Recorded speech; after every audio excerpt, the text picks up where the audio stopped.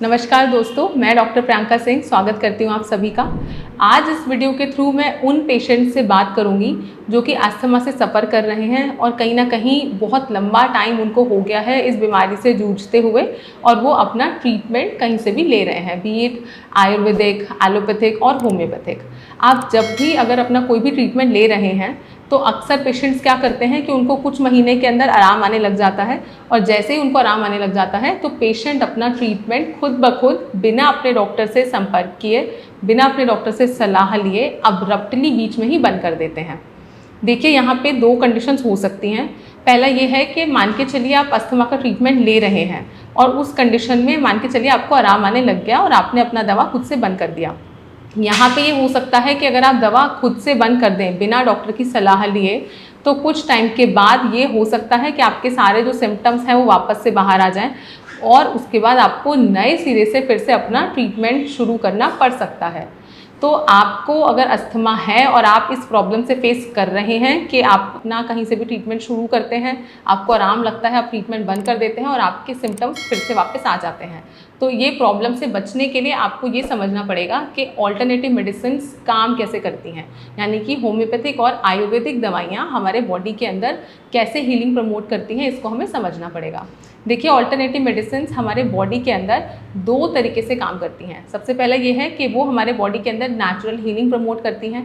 मतलब कि आपकी जो इम्यूनिटी है उसको कंट्रोल करती हैं, उसको बैलेंस करती हैं। आपकी इम्यूनिटी जब बैलेंस होती है और आपकी बॉडी के अंदर नेचुरल हीलिंग होती है तो आपके बॉडी के अंदर जो भी पैथोलॉजिकल चेंजेस बन रहे होते हैं, यानी कि आपके शरीर के अंदर जो भी बदलाव हो रहे होते हैं, उन बदलाव को वापस से वो बैक टू द नॉर्मल जो है करने की कोशिश करती हैं दवाइयाँ। दूसरा जो मेडिसिन काम करती हैं वो करती हैं सिम्टोमेटिक, यानी कि अगर आपको कोई भी लक्षण है जो कि बहुत ज़्यादा बन रहा है, लक्षण कोई भी आपको बनता है और आपको बहुत ज़्यादा प्रॉब्लम होती है, तो उस सिम्टम को कंट्रोल करने के लिए भी हम जो है वो सिम्टोमेटिक ट्रीटमेंट भी प्रोवाइड करते हैं।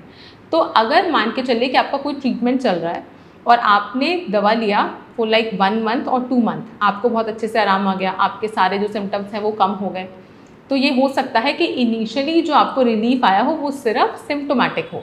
अब अगर सिम्टोमेटिक रिलीफ के दौरान ही आप अपना ट्रीटमेंट कट डाउन कर देते हैं, अपनी दवाइयाँ अब्रप्टली बंद कर देते हैं, तो यहाँ पे ये होता है कि जो नेचुरल हीलिंग है वो प्रोसेस बॉडी के अंदर पूरे तरीके से नहीं हुई होती और फिर यहाँ से पेशेंट को दवा छोड़ने के कुछ टाइम बाद वापस से जो लक्षण है वो बाहर आ जाते हैं। अब फिर पेशेंट बाद में कंप्लेन करता है कि मैंने 2 महीने दवा खाया, 3 महीने दवा खाया, मुझे आराम लग गया, मैंने दवा छोड़ी, मेरे सिम्टम्स वापस आ गए। तो उसके लिए ये ज़रूरी है कि आप अपनी दवा खुद से ना छोड़ें, मेडिसिन को सिम्टोमेटिक रिलीफ देने के साथ साथ इंटरनल हीलिंग भी करने दें। अब ये चीज़ को आइडेंटिफाई करने के लिए हमारे पास कोई भी डायग्नोस्टिक टेस्ट नहीं होता कि जो आपको सिम्टम्स आ चुके हैं, जो सिम्टम्स अब आपके जा रहे हैं धीरे धीरे, वो सिर्फ सिम्टोमेटिक जा रहे हैं या फिर नेचुरली इंटरनल हीलिंग भी शुरू हो चुका है। तो इसीलिए जो डॉक्टर हैं वो हमेशा अपने पेशेंट्स की दवा को पहले टेपर डाउन करते हैं। क्रॉनिक केसेस में स्पेशली जो हम हैं वो अपने पेशेंट्स की दवा को पहले टेपर डाउन करते हैं। टेपर डाउन करने का मतलब है कि अगर आपकी 6 दवाइयाँ चल रही हैं तो हम उनकी या तो डोजेस रिड्यूस कर देंगे या फिर उनका जो नंबर ऑफ मेडिकेशंस है वो कम कर देंगे। उसके बाद हम पेशेंट से बोलते हैं कि अब पेशेंट हमें बताए 1 महीने के बाद कि उनको कितना आराम है।